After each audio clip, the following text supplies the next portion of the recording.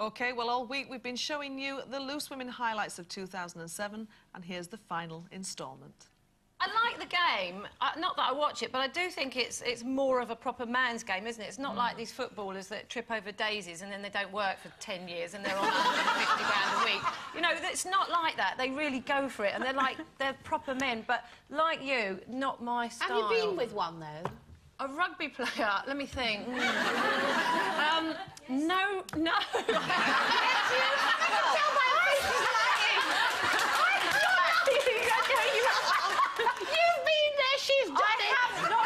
Well, not one. Sort of the same. I did actually go with an American footballer once. But aren't they just like wussy rugby players? Because they wear all the padding and the helmets and stuff. Well, he's actually Canadian, but an American footballer. And yeah, no, he was absolutely huge. No, I mean... Stop it! Also, the only thing me and Shane absolutely argued over was the kids, and that's because he didn't want them and neither did I.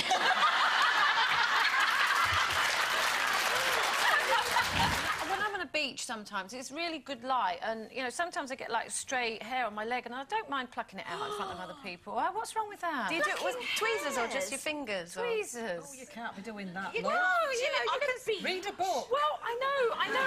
It's probably not a good look. Like, my friend does tell me off all the time you shouldn't do it, but I don't think that's so bad. What I cannot bear is when people sit there picking each other's spots. Oh, no!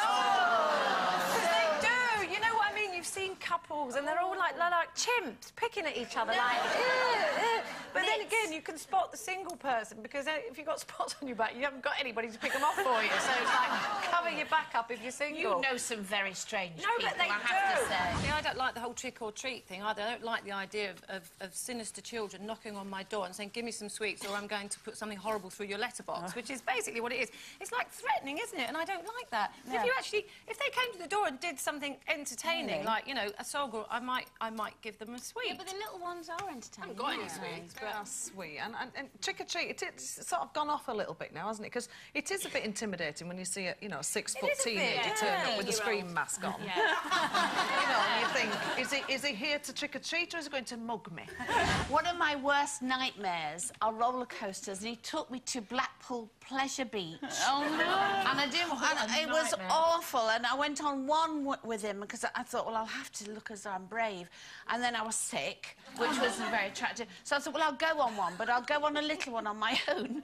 So I went with all these children, who were about 5-year-olds, and sat in this little thing on my own and went up this mountain. And we went inside the mountain, and it stopped. So I got off. And then the thing shot forward. So I'm now in darkness in this mountain going, help, help. It's actually making me really quite angry because it's so stupid. Kids have enough power as it is. They know their rights, they know what their powers are, and now you're giving them even more by allowing them to sentence other young people for doing things wrong. I just don't get it. Carol, what is the answer then? The justice in this country haven't got the doesn't answer. work, does it? It's not my job to have the answer. All I'm saying, this is not a good idea. It's not going to work. But the point is, it doesn't work.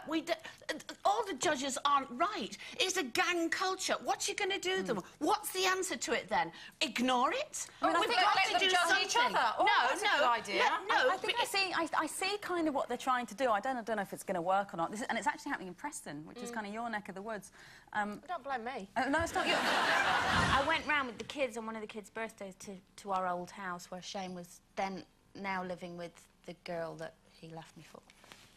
And when I went round, she'd packed all my stuff into bin bags. How dare she? How dare she? Well, that would But make not me even mad. neatly. There were all my ornaments were broken. What did you do? I spent 3 hours unpacking it back into the drawers. Yeah. Oh, fantastic. I remember when I was very, very young, I don't know, 4, 5 or 6, something like that, young. And I remember I saw my mum cry for the first time. And I tell you, I couldn't believe it. This is why I think it's important, really, to keep emotions from young children because, like you say, you feel so helpless. Like, what can you do? You can't do it. I can't do anything to help my mum. She's my mum. You know, she's supposed to be looking after me. And there was a very good reason why she did it, you know, and it was about money and it was about my dad and everything. And I remember being with My sister, and we just stood... She was working at the time, and we just stood there, and I seriously thought my world was going to fall apart. I thought that was it. It's over now. I've seen my mum break down and cry.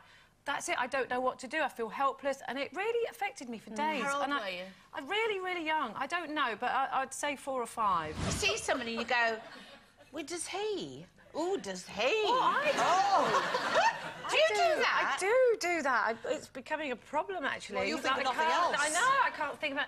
Especially when I see a couple and the woman's pregnant, I think, oh, my God, they've had sex. And then they've got 2 children, so they did it twice. I was on a really crowded bus the other week, and it was horrible and I was all crammed up against the window, and I glanced down. There was an incredibly cool-looking woman walking down with a white jacket, sunglasses, high heels. It was me crammed up like that. It was Jane walking down the street. I thought, please don't look round, Jane. Please don't.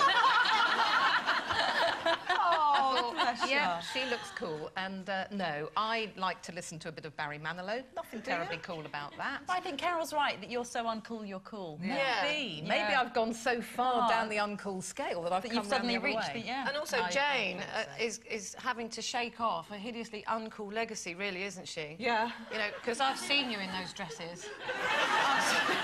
I must admit, 10 years ago, I was minging, never mind anything else. It's a shame sometimes that now you see people falling out of cars, no knickers on, their left breast waving at the public, and everybody thinks that there's a glamour in this, and you take it one step forward and you say, and it's so glamorous to lie on your back with a total stranger and give him... Which ultimately, if you go back to basics, is something that is a fantastic, wonderful thing that you share with somebody that you want to spend your life with, not always for the rest of the time, In that your you want world, to give yourself... Linda... No, everybody's world. That's No, what it's there. not in everybody's world. Why Sex do you is not assume... sordid. I just don't understand how you can assume that you speak for everybody, No, for every woman. I'm know not what these speaking women for are every like. woman. I'm saying... Yes, you are. If our children do not start with some kind of goodness No, about the act, then there's no hope for any of them. I think laughter can get you through so many things. And no matter how sad something is, there's always... I mean, I don't know whether it's because of the occasion when, oh, everyone's meant to be sad here, that makes aspects of it quite funny. Or is it just me being sick? Yeah.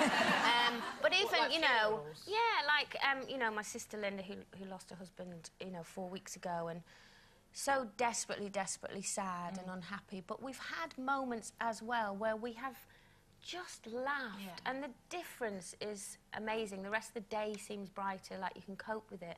And Linda didn't laugh, you know, I hadn't heard Linda, even seen her smiling or laughing for a good couple of weeks. And then Paul O'Grady phoned her up to say, you know, I'm thinking of you. And within 20 minutes, she was belly laughing for the whole 20 minutes. Yeah. You know, it was so fantastic, and I loved it. I'd rather something important was not written down because I'll walk past it and somebody will forget to tell me it's there. Does she leave notes for you? Not really, no, because she knows that I never see them. Because I've walked straight past them. Just tell me. People need to write things down. You know, she Yeah. might forget to tell you, and then you'll go nuts. Yeah, well, sometimes if she it's writes a written little down, you'll find it cryptic thing. eventually. You know, then she'll say, oh, I can't remember what I was supposed to say there. So, but bless her. Well, I do that. I write notes for myself, obviously, because I live on my own.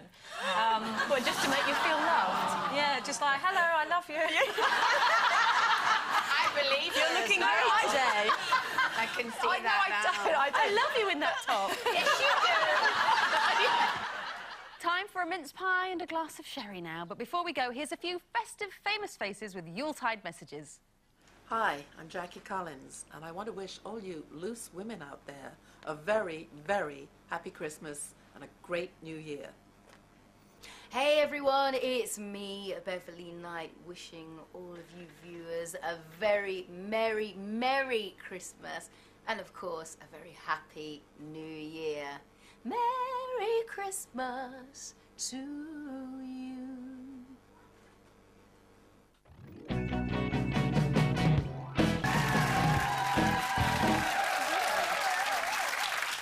Welcome back to Loose Women and our final Christmas show of the year with me, Jackie Brambles, our Colleen Nolan, Jane McDonald and Carol McGiffin.